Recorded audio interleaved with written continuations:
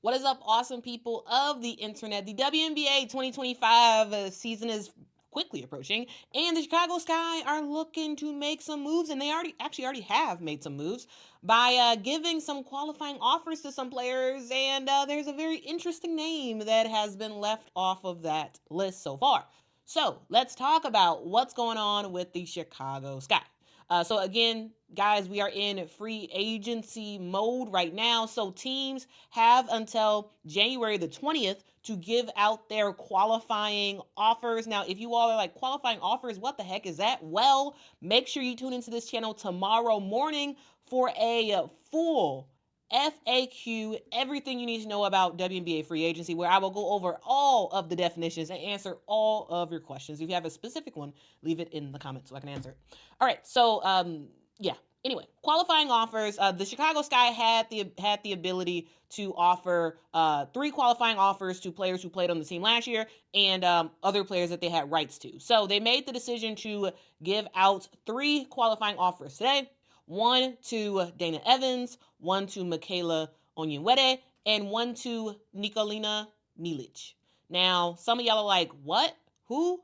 And also, some of y'all are like, wait, what about Kennedy? No qualifying offer has been given to Kennedy just yet. That does not mean that the Chicago Sky, that she will not be on the Chicago Sky next year. That does not mean that we won't see an offer come through from the Chicago Sky sometime soon. They do have until the 20th. So if the Chicago Sky does not offer Kennedy Carter a qualifying offer by the 20th, that means she is no longer a restricted free agent. She then becomes a regular free agent, and she can sign wherever she wants. Now, of course, the Chicago Sky are smart. They're not going to do that. We're going to see an offer for Kennedy Carter by the 20th. Like I'm pretty much banking on it. If not, somebody's very, very silly in the in the Chicago Sky front office. But I'm pretty sure we're going to see a offer come through for Kennedy Carter.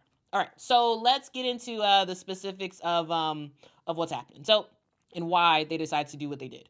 Now, some of y'all are probably like, okay, I recognize Michaela, I recognize Dana, recognize Kennedy, but I don't know who is NnekaMich. Who is she? Well, guys, she is a fantastic international player who actually came to the WNBA a couple years ago as a undrafted free agent. She was discovered by Cheryl Reeve of the Minnesota Lynx. She was signed to the Minnesota Lynx and played there for 2 seasons.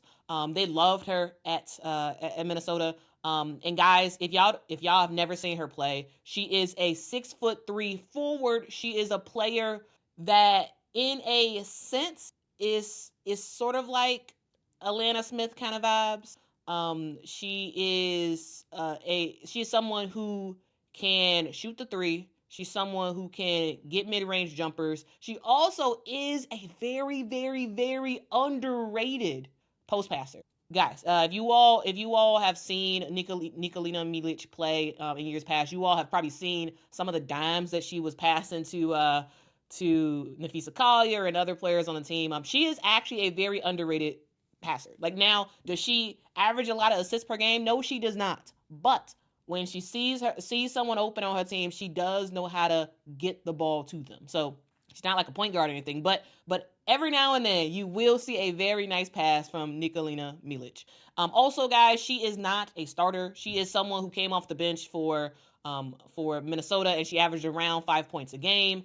She is someone who can just come in the game and give you good minutes. One of the ways that we see Minnesota play, we see them play a lot of fluid, positionless basketball, right, for the Minnesota Lynx, and that's something that Milich can do. She can absolutely do that.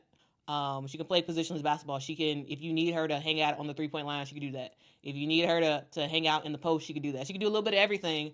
And I think that's why Minnesota really enjoyed having her on their team. Now, if y'all are like, wait, if she was picked up by Minnesota really liked her, why is she with the Chicago Sky? Well, trades. So, guys, if y'all don't know the reason why the Chicago Sky have Angel Reese, well, in large parts with that 7th pick is because the Chicago Sky actually traded down to get her. So the Chicago Sky originally had the number 8th pick in the 2024 draft. Minnesota was number 7.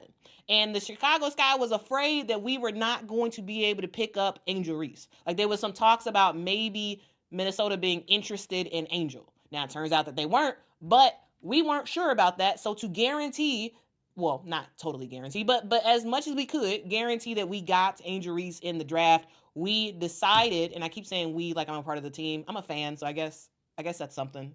But anyway, we decided to make a trade with the Minnesota Lynx to move down one spot. So what we did is we gave Minnesota our number 8th pick and the rights to Sika Kone, and in return, they gave us the number 7th pick, the rights to NnekaMich, and also we gave them a second round pick in the 2025 draft, which is why we don't have a second round pick in this year's draft, because we gave it to Minnesota so we could then get Angel Reese. Also, we gave them the 2026 first round rights to swap our pick. So you know how this year for the draft lottery, the Dallas Wings had our rights.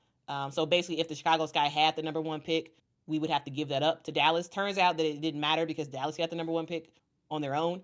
But if that happens in 2026, where the Chicago Sky is in the lottery, or if we just have a better pick than the Minnesota Lynx, we will have to swap picks. So we gave quite a bit up, but we were able to move up to that 7th spot and use that to get Angel Reese. So that is how we have the rights to NnekaMich. And the reason why she didn't play last season is because she already said she was not playing. So before the trade even happened, NnekaMich had already told everybody that she was not planning on playing in the 2024 season. She was going to take that year off from the WNBA. Now, it's likely that she will be back in 2025, though there hasn't been any official word on if she is 100% back to play in the WNBA in 2025. So that's something to note. But having the rights to NnekaMich and giving her a qualifying offer is a very, very smart move for the Chicago Sky. 1, because if you didn't, she was going to be a regular free agent and could sign with anybody.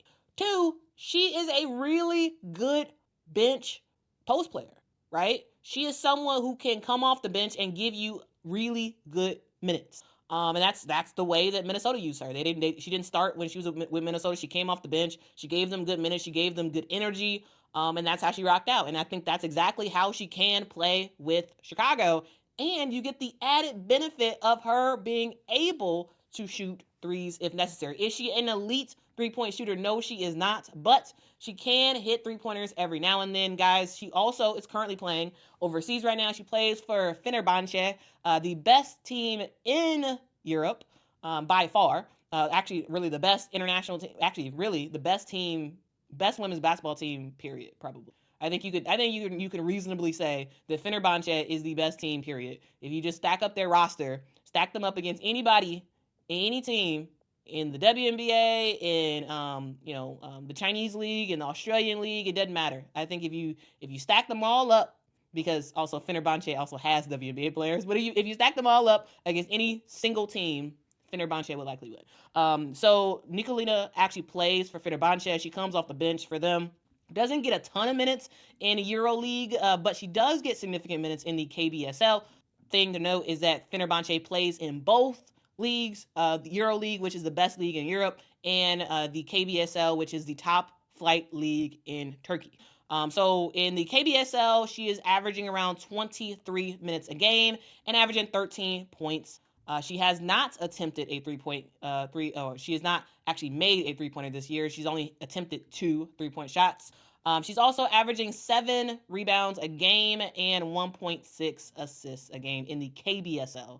In EuroLeague, she's not playing very much. She's only averaging around 10 minutes a game with 2.2 points per game. So that's kind of how Nicolina is rocking out over in Europe right now.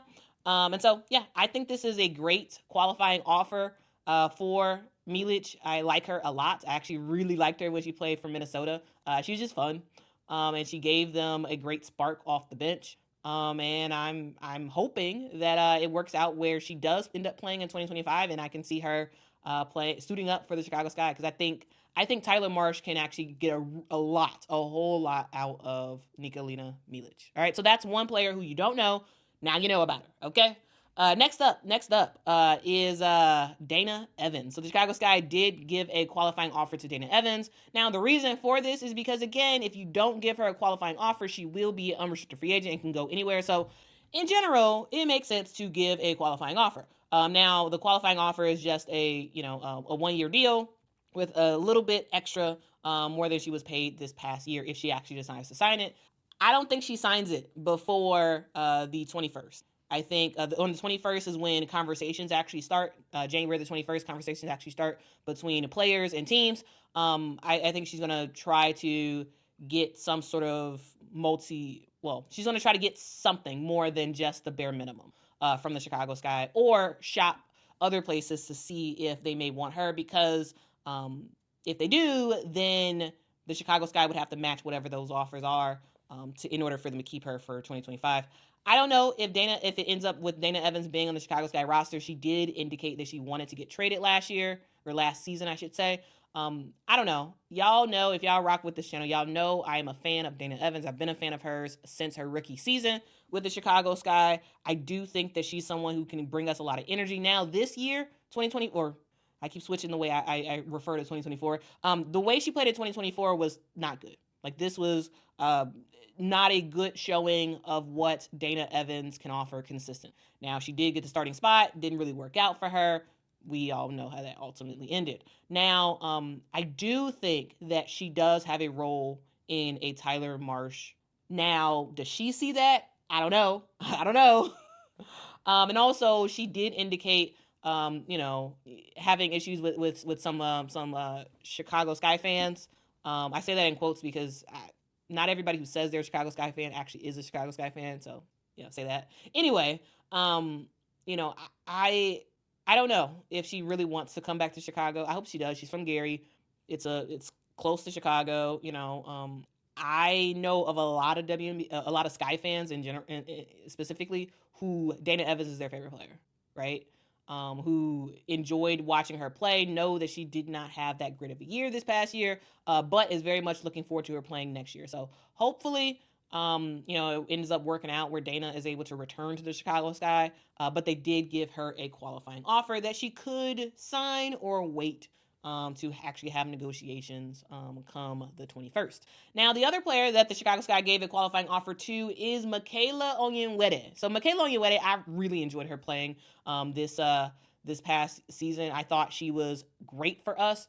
Ended up having a starting spot for a while on the team, and I think she's a great, 3-guard who can give us some good minutes. Now, she does need to work a little bit more on her 3-point shot, but I think she's a great player. She's going to fit right in 2025 with the team. I thought she did great in 2024. We'll see about 2025.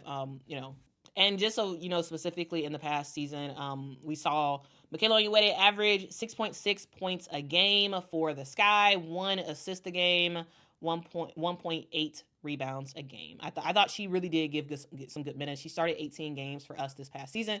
I'm just looking for her to improve on her 3-point shooting, right? Everything else I think is really good. So I'm excited for Michaela Onyenwere. I think Tyler Marsh, again, is going to be able to use his player development skills to really continue to level up her game, and I think she's very excited to return back to the Chicago Sky in 2025. Also, just so y'all know, this past season, Dana Evans ended up averaging 7.2 points a game, ended up starting 12 games initially to start the season, and then ended up going on the bench from that time on. She averaged 2.4 assists per game as well.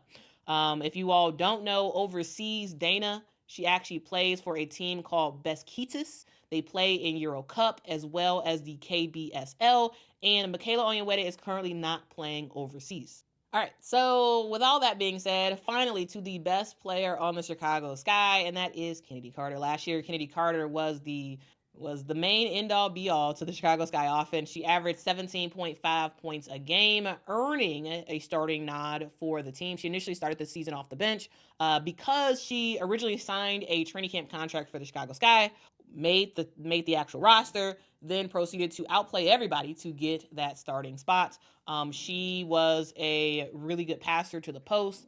She was someone who could hit big buckets. She got that dog in her, and she was awesome last year for the Chicago Sky. She's also killing it right now in China as well.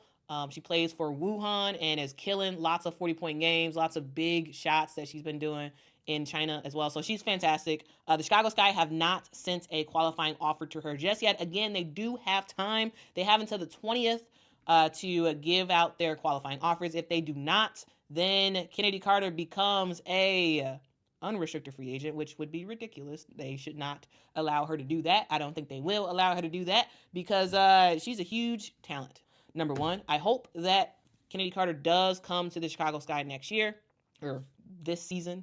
I really enjoyed watching her play last season. I did not get her jersey because I wasn't sure if she's even going to return to the team. Like I was afraid of, like, okay, if I got her jersey, is she even going to be here next year?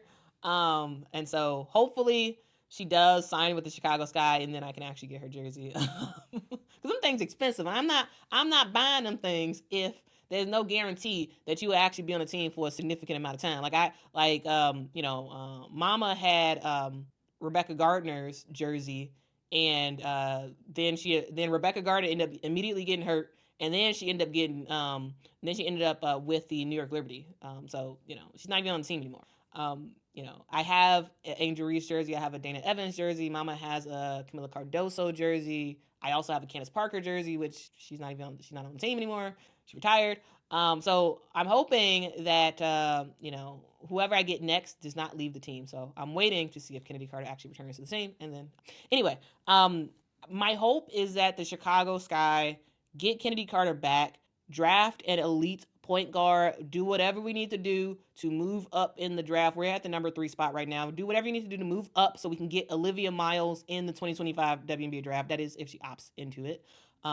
Because imagine Olivia Miles at the 1, Kennedy Carter. We need to get a small forward in that draft. Angel and Camilla. I think that could be fun. I think that could be really, really fun. Really, really fun. I'm just saying. So yeah, hopefully that ends up happening. Because Kennedy Carter is Big Shot Bob. That's what she is. So hopefully, fingers crossed, Jeff Pagliacca, come on, man, give that qualifying offer to Kennedy Carter and start to have some conversations. Honestly, you may even want to seriously consider courting her. But she's a restricted free agent, so I guess you don't really have to. But give her